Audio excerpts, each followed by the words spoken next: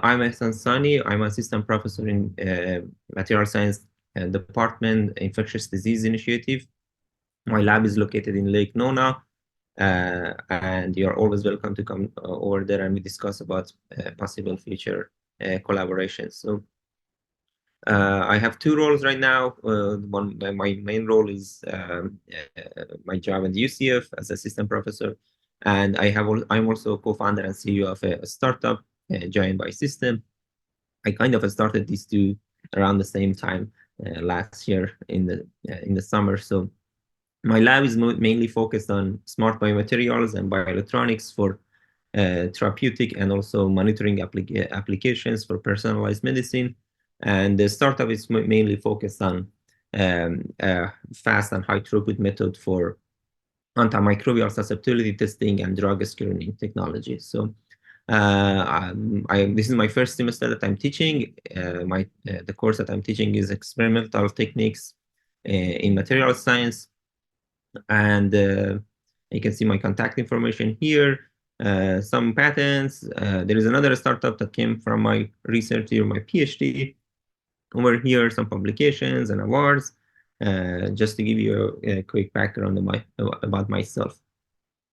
So my research mainly during my PhD was focused on multifunctional biomaterials for different types of applications. During my postdoc, I was mainly focused on wearable sensors and implantable devices, basically. And the combination of these two together with the computation and data integration to basically apply these to different types of human diseases and personalized medicine and clinical translation. So some of these biomaterials were used in my past research for tissue regeneration, as you can see here, for corneal tissue regeneration, for dental implant diseases, for cardiac tissue regeneration.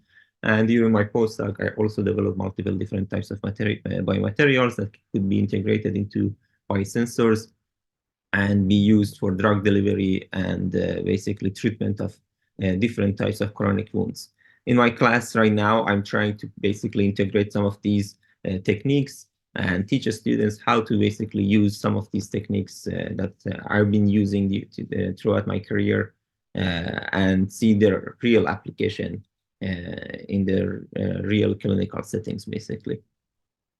Currently, my research in my lab is focused on three different aspects. One aspect is going to be biomaterials, basically electronic biomaterials for human-machine interfaces. The other aspect is going to be biosensors and implantable devices, as you can see here on the right side. And the third aspect is going to be 3D bioprinting printing of highly vascularized tissues. I put some examples of different research that I've done during my PhD and postdoc, but for the sake of this presentation, I will mainly focus on this aspect of my research: implantable and wearable devices for human health monitoring and treatment. The first project I'm going to discuss here is that was my basically I started this during my postdoc in Caltech. You can see here that we developed a multifunctional patch that has both monitoring factors and as well as treatment factors for chronic wound monitoring and treatment. In terms of monitoring, we implemented 6 different sensors: uric acid, ammonia, pH, temperature, glucose, into this biosensor to get the information from the wound bed. And most of these wounds, as you can see here, they're very basically long-term wounds. These wounds, they don't heal by themselves, especially for these patients. Many of these wounds get infected, and these patients, they suffer a lot throughout the treatment. Basically, multiple different treatments usually implemented and get implemented by the doctors to actually treat these wounds. I give you an example of one of the patches that we created and applied. This is a diabetic foot ulcer. You can see we applied the sensor on basically on a diabetic wound here. We also applied the similar type of patch that we made. We made multiple different types of patches on basically sepsis related or other types of wounds. Uh, uh, Before that, we actually tested these patches on rats and mice, and currently we are in this clinical side of the work. Basically, we are testing these patches on human for monitoring of their wounds. These patients, they have to go to hospital every week. So the goal is basically to cut that and make it give them an option so they don't have to go to hospital. Especially many of these patients, they have mobility issues. So if there is a treatment option or a monitoring option that gives the doctors like online and continuous monitoring from home, that would be best case for these patients. So another project that I'm going to discuss here is going to be printed electronics. So many of these electronics that we use, they are actually microfabricated. It's a very time-consuming and expensive technique, basically method. What we do here, we actually print these electronics with very precise by printer, very precise 3D printer, basically. So we develop multiple different types of inks. They can be conductive inks, semi-conductive inks, and we can print basically different types of sensors or layers of every patch that we create. This increases the scalability and also affects the price by a wide margin. So what we do here, you can see the printed 3D printed one example of the 3D printed pressure sensors.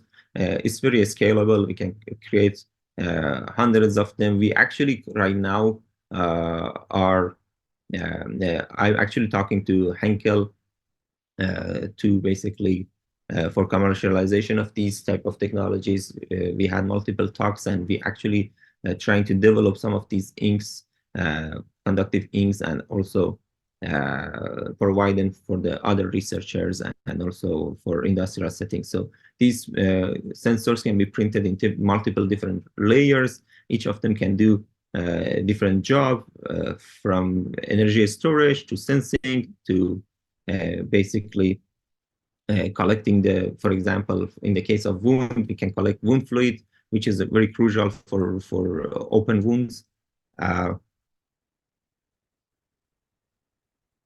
Here is another example of the printed electronic that we have right now. In terms of collaborations, right now I'm open to collaborations with many different departments. Right now I have collaborators from UCF Material Science Department, from Bernard School of Biomedical Sciences. We have some multiple collaborators. We applied for a large grant over 20 different faculties for NSF Predictive Intelligence for Pandemic Prevention, PIPP. That was a great work that we have done. We actually applied for this grant to open a center basically for this infectious disease prediction. I'm considering actually applying for multiple different grants. As you can see here, some example of these grants, and I'm open to collaboration for each of these grants. I'm actually kind of trying to apply for some grants through my startup company to actually connect to startup work to my current research, and through the MIST center basically, and get some of that funding through my lab as well.